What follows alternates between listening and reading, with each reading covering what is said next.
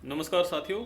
सामान्य विज्ञान के महत्वपूर्ण प्रश्नों के सीरीज में ये अपने चौथा वीडियो है और आज ये 50 महत्वपूर्ण प्रश्नों का आखिरी वीडियो होगा जिसमें अपने फाइनल हो जाएंगे 50 क्वेश्चंस। सबसे पहले हम देखते हैं कौन सी ग्रीन हाउस गैस है।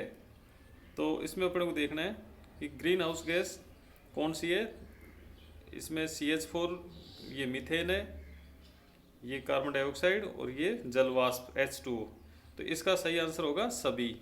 ये तीनों ही ग्रीन हाउस गैस में शामिल की जाती है।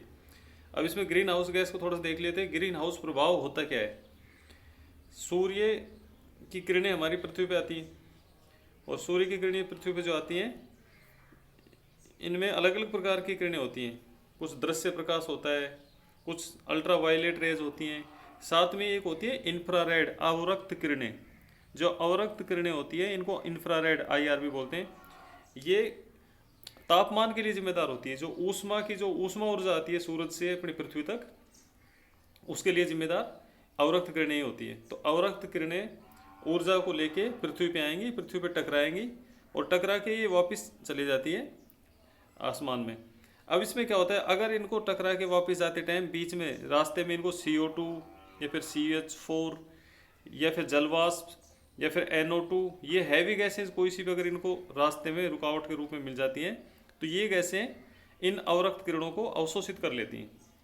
जैसे CO2 की मात्रा बढ़ गई अपने वायुमंडल में तो क्या होगा, अवरक्त किरणें आएंगी, धरती पर टकराएंगी, टकरा के वापस जाने लगेंगी तो CO2 इनको अवशोषित कर लेगी, जिससे क्या होगा, अपना तापमान बढ़ जाएगा। इस तापमान बढ़ने की क्रिया को ही हम बोलते हैं ग्रीन हाउस इफेक्ट या ग्रीन हाउस प्रभाव। इसको हरित गृह प्रभाव भी कहते हैं हिंदी में। और इसी की वजह से अपने जो ग्लोबल वार्मिंग है, तो ग्लोबल वार्मिंग के लिए जो जिम्मेदार फैक्टर है वो है ग्रीन हाउस इफेक्ट। ये था अपने ग्रीन हाउस इफेक्ट।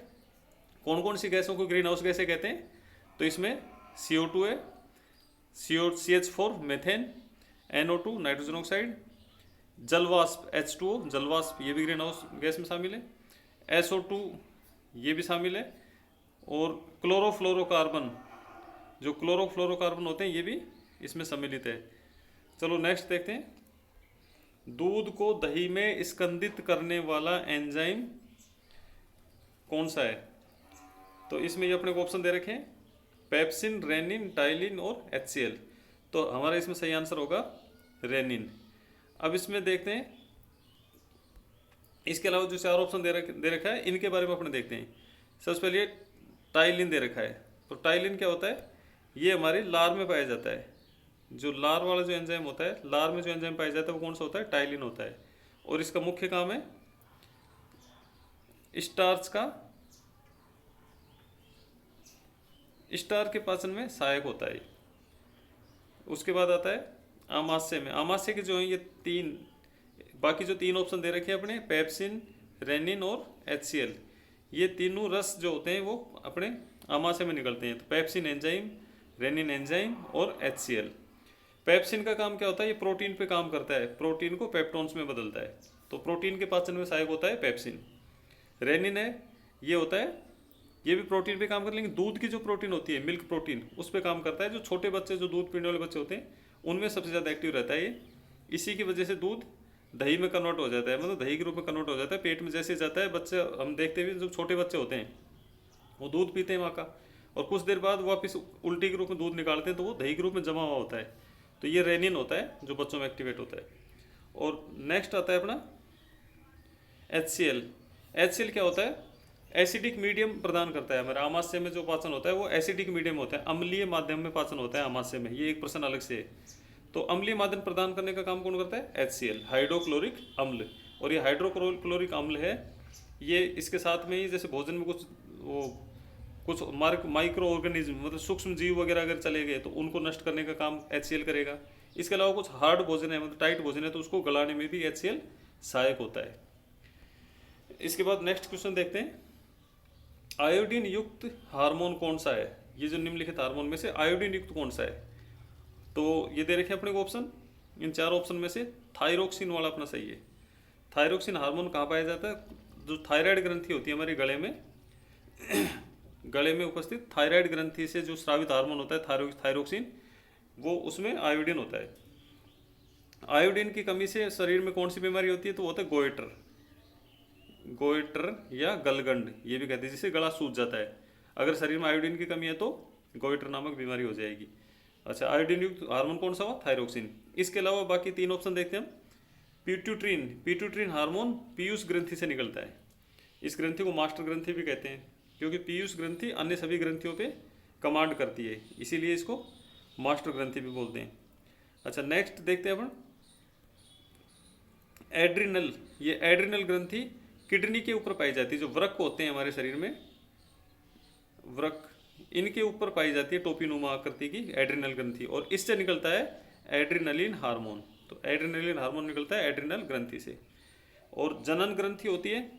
जनन ग्रंथि मानव में, एक जो नर मानव होता है उसमें वृषण होती है, और मादा मानव में अंडाशय। तो वृषण से निकलता है टेस्टोस्टेरोन हार्मोन, और अंडाशय से निकलते हैं प्रोजेस्टेरोन एंड एस्ट्रोजन।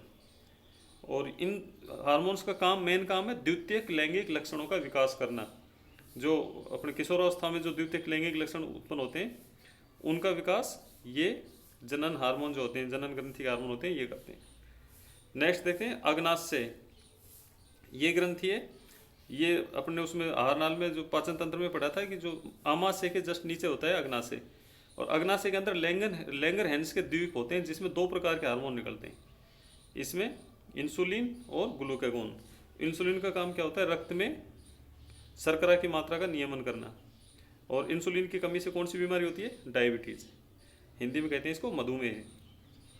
नेक्स्ट अपना 44, निम्न में से कौन सा विटामिन जल में घुलनशील है? ये भी गायब हो गया। कौन सा विटामिन जल में घुलनशील है? तो इसमें ऑप्शन देखते हैं ए सी डी ई। तो इनमें से कौन सा है जो जल में घुलनशील है? तो इसका हमारा ऑप्शन होगा विटामिन सी।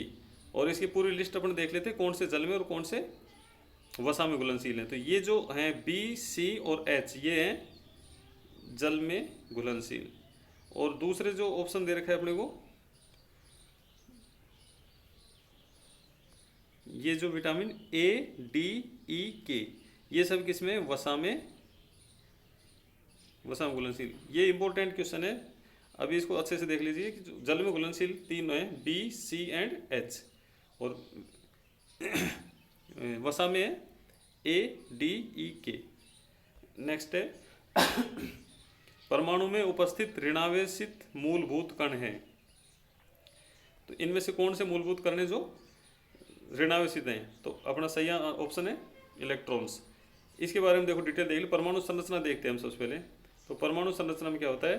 बीच में एक न्यूक्लियस होता है, नाभिक होता है। इस नाभिक के अंदर होते हैं न्यूट्रॉन्स, एन से न्यूट्रॉन्स और पी से प्रोटॉन्स, और इसके चारों तरफ जो चक्कर लगाते हैं वो होते हैं इलेक्ट्रॉन्स। तो इलेक्ट्रॉन जो होते हैं वो नेगेटिव होते हैं, ऋणावेशित कण होते हैं इलेक्ट्रॉन। प्रोटॉन धनावेशित कण होते हैं, और जो न्यूट्रॉन है वो उदासीन होते हैं। तो नाभिक में कौन कौन से पाए जाते हैं? Proton and neutron.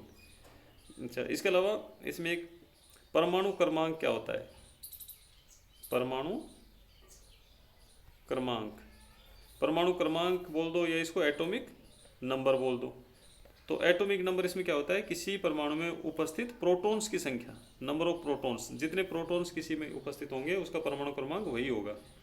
और उदासीन परमाणु में जितने प्रोटॉन्स होते हैं उतने ही क्या होते हैं? इलेक्ट्रॉन्स होते हैं।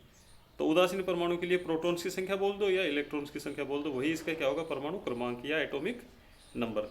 और अगर अपन द्रव्यमान संख्या देखें, द्रव्यमान संख्या, परमाणु भार, तो ये क्या होता है?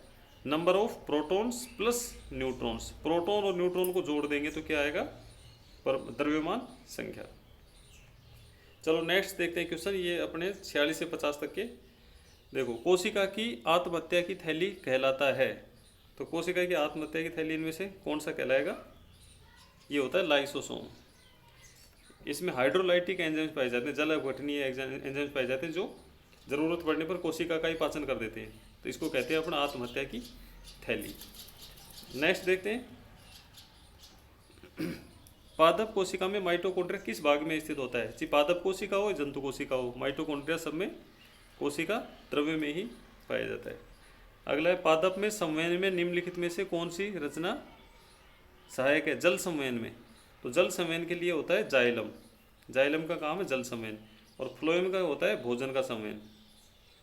जो भोजन बनाते हैं पौधे तो वो फ्लोएम के माध्यम से संवहन होता है उसका। ये रंध्र हैं, इन रंध्रों से क्या होता है, गैसों का आदान प्रदान होता है इसमें। जो शोषण की क्रिया करते हैं पौधे और वाष्पोत्सर्जन करते हैं, शोषण ऑन एंड वाष्पोत्सर्जन, ये दोनों काम किसके, रंध्रों के माध्यम से करते हैं जो पत्तियों में पाए जाते हैं। मनुष्य के शरीर में सबसे लंबी कोशिका होती है तंत्रिका कोशिका। नेक्स्ट वायरस जनित रोग है, इनमें से वायरस जनित रोग इसका सही है पोलियो। बाकी ये प्लेग, कोलेरा एंड टाइफाइड, ये तीनों जीवाणु जनित रोग हैं। एड्स बीमारी से प्रभावित होने वाला तंत्र है, हमारे शरीर के प्रतिरक्षा तंत्र को प्रभावित करता है एड्स, इसका सही आंसर है प्रतिरक्षा तंत्र। कोलेरा है, ये कोलेरा, इसको हैजा भी बोलते हैं, कोलेरा को हैजा। क्या है ये, बैक्टीरिया द्वारा फैलता है। किस बैक्टीरिया, विब्रियो कोलेरी नाम का बैक्टीरिया इसका। अगला है जल जनित रोग क्या है, तो जल जनित रोग इनमें से हेपेटाइटिस, ये वायरस जनित रोग है जो जल के द्वारा फैलता है। निम्नलिखित में से किस एक रोग का कारक विषाणु है, तो इनमें से ये जीवाणु जनित है, ये भी जीवाणु जनित है और ये भी, तो इसमें ये इन्फ्लुएंजा बच जाता है जो इन्फ्लुएंजा वायरस से फैलता है। तो अपना सही आंसर होगा इसका सी। फिर आता है मानव में मलेरिया निम्नलिखित में से किस एक के कारण होता है। मलेरिया होता है प्रोटोजोआ से। कौन सा प्रोटोजोआ है, प्लाज्मोडियम, प्लाज्मोडियम।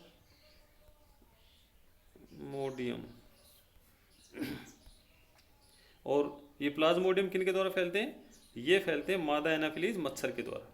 तो मच्छर इनका ट्रांसफर करते हैं और जो मलेरिया के जो मेन जो प्रोटोजोआ है वो है प्लाज्मोडियम। दूध के दही के रूप में जमने का कारण तो ये होता है लैक्टोबैसिलस। ये लैक्टोबैसिलस जीवाणु ही दूध को दही में कन्वर्ट करता है। नेक्स्ट अपना फलीदार पादपों की जड़ों में उपस्थित गांठों में पाए जाने वाले नत्रजन मतलब नाइट्रोजन है। ये नाइट्रोजन स्थिरीकरण जीवाणु है। N2 का स्थिरीकरण कौन सा जीवाणु करता है, ये किस टाइप के होते हैं, तो ये होते हैं सहजीवी, मतलब ये पौधों की जड़ों को नुकसान नहीं पहुंचाते, खुद का भी, दोनों का इसमें फायदा होता है, जीवाणु का भी और पौधे का भी। निम्नलिखित में से कौन से रोग का कारक जीवाणु नहीं है, तो इनमें से ये एड्स एक वायरस जनित रोग है, इसके अलावा डिप्थीरिया, हैजा, काली खांसी, ये तीनों ही जीवाणु जनित रोग है। चलो नेक्स्ट अब ये देखते हैं, ये कुछ सारणी है आपके लिए बहुत ही ज़्यादा इंपॉर्टेंट है। अगर आप पुलिस पटवार की तैयारी कर रहे हैं तो इनमें से 1-2 क्वेश्चन आने के पूरे चांसेस रहेंगे, इनको अच्छे से याद कर लीजिए आप। ये मनुष्य में होने वाले जीवाणु जनित रोग है। तो जीवाणु जनित रोग, ये जो रोग की मैंने लिस्ट दे रखी है, इसमें आप स्क्रीनशॉट ले सकते हैं, ये सभी जीवाणु जनित रोग है। अच्छा ये हो गया। इसके अलावा 1-2 टेबल और आपको याद करनी है। इसमें ये दे रखी है जीवाणु जनित, ये वाले होगी जीवाणु जनित वालों की लिस्ट, और ये होगी वायरस जनित रोग की लिस्ट। ये हर बार किसी न किसी परीक्षा में पूछ लिया जाता है, तो इनको अच्छे से याद कर लो। जीवाणु जनित रोग की लिस्ट ये होगी कौन कौन से, और ये होगी अपने वायरस से होने वाली बीमारियाँ। इसके अलावा प्रोटोजोआ से होते हैं ये मलेरिया, अमीबियासिस, कालाजार पायरिया, ये वाला। और कृमि, ये जो कृमि जो कीड़े होते हैं पेट के कीड़े, इससे ये हो गए। और कवक जनित जो रोग है, दाद, खाज, खुजली, एथलीट फुट, ये वाले हो गए कवक जनित रोग। तो थैंक्स फ्रेंड्स, आज के लिए अपनी जो 50 प्रश्नों की जो सीरीज़ थी वो पूरी हुई। इसके बाद नेक्स्ट जल्दी आपके लिए कुछ एक नई सीरीज़ लेकर आएंगे। और अगर आपको पसंद आ रहा है हमारी कोशिश तो कमेंट करें और लाइक करें। Thanks for watching friends, and wish you all the best for your all upcoming exams.